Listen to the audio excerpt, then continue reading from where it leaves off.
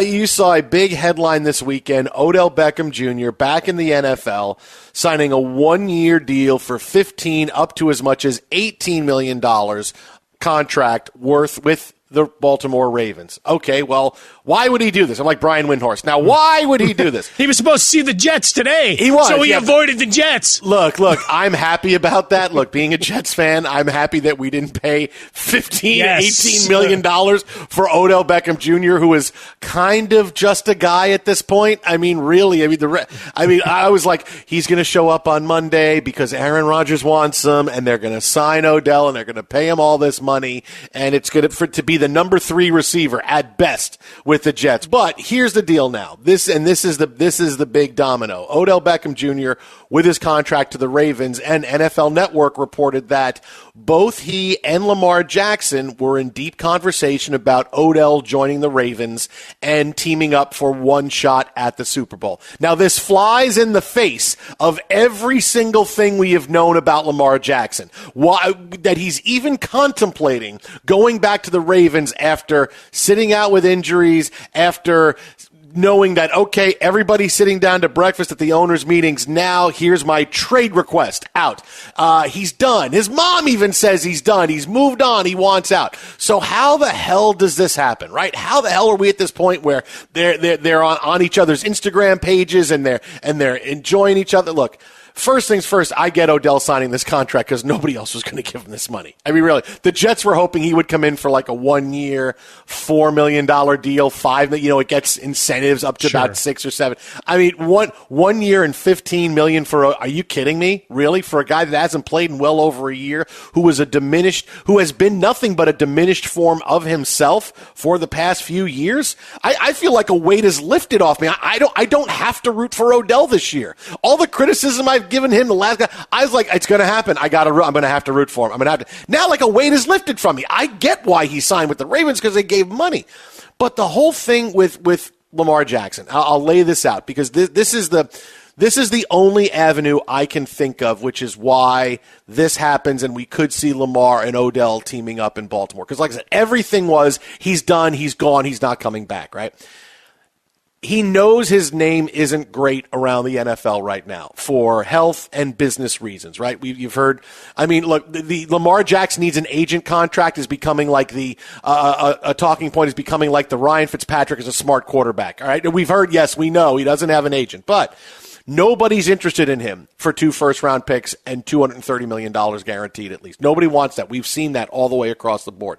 Now that he's been going out trying to get his own trade, trying to get a deal, that's not happened either. So what is the best way to do? There were 2 avenues. There's going to be 2 avenues open to Lamar Jackson. There's the I'm going to sit out until you pay me. The Ravens will franchise him. He's going to say, I'm still not showing up. And on the eve of camp, when they really have to make a decision, somebody will come up with a low-ballish offer, and they'll get Lamar Jackson. He'll play 1 year for them at for $30+ million and hit free agency again a year from now. That's the first scenario because nothing else is happening. Nothing's happening before the draft. Nothing's happening right after. Lamar is someone who, because of his health and his money demands, teams are shying away from. So that was the most likely one. We wait till the very edge of camp. People get nervous. A team like the Commanders or somebody swoops in and says, hey, how about a first-round pick for Lamar? We're going to sign him for this year. Okay, great. Everybody moves on. But now here's the other part. Here's the part that sticks out is that if he's looking for 1 year to be great and be healthy and hit free agency again, that place most likely is Baltimore, in a system that he's familiar with, in a system where the fans are behind him. He's not going to go and have 2 bad games someplace and people will say, oh, this guy's a stiff. We should have never signed him. His best place for 1 year success to get healthy and get at free agency again would be to have this 1 year in Baltimore. So he plays 1 year for the franchise tag because he's not going to take the money they're offering because he wants more than that. So he will gamble on himself and bet on himself for this year. He's got to stay healthy, and as long as he's healthy this year and the Lamar Jackson that we know, he'll hit free agency again in a year. He'll be 26 years old, and someone will say, okay, hey, how about $200 million guaranteed for the next 4 years, whatever it's going to be, a little bit less than the money he's looking for now, but still a ton of it guaranteed. That's the avenue I see why this is unfolding the way it is, because he sees the 1 year, I stay, and that's my best path to success, so I can get this other bite at the apple a year from now. Yeah, the other part is that they could get back into conversations, right? He had said that he'd turned down 3 for 133 guaranteed, so you got $100 million or thereabout difference between what that top end was, looking at 5-6 years on the contract versus where they're at. And maybe after being in the marketplace and whatever conversations he had, because remember, we don't have his phone tapped, so we don't know every conversation that's happened on a telephone, on Zoom, or in a public park. All of those things could have happened along the way. We just don't have the traditional, here's my agent to leak out what I'm talking about scenario with Lamar Jackson. I would make sure we circle back to DaCosta, because desperation is a stinky cologne, as we say from time to time here. And he heard all the chirping, and he got back, and he looked like a dolt talking about the receiver position in Baltimore, and then getting into it with guys that are on his roster right now, Rashad Bateman among others, as to what they've done with the receiving core there. So I think he got bullied into that high deal, thinking that it could give him a little bit of leverage. And maybe Odell Beckham Jr. was on the list Lamar Jackson had presented to the Ravens once upon a time, going back to last year down the stretch when there were rumor, conjecture, speculation that Odell was going to be ready to join a team for a playoff run. So perhaps there's a little bit of a bridge that can be made there. And behind the scenes, we're not as far off from a contract coming together as perhaps we've been led to believe. But what we do know is if a team really wanted Lamar Jackson, wouldn't they have done I'm on a megaphone telling you everything I want to give up to go get him?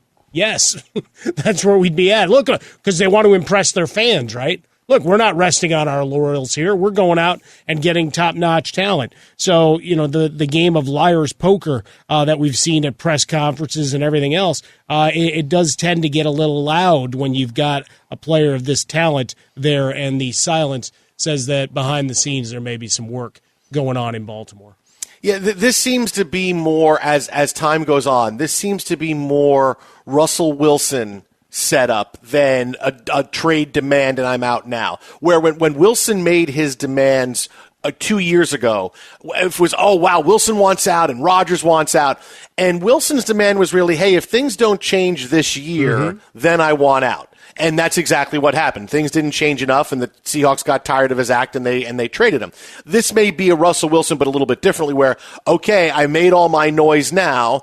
I didn't have the cachet to pull off what I want to pull off, so I have to wait a year and do it again. And I'm definitely doing it again next year. And at this point next year, when I'm healthy and I've had a good season, then people are going to line up for me. So this may turn out to be more Russell Wilson, where, okay, we have to wind up putting a pin in this for now, and then we're getting back at this in full force next year, next offseason. Yeah, a games played column has to read higher than 11 or 12 if he really wants a bag.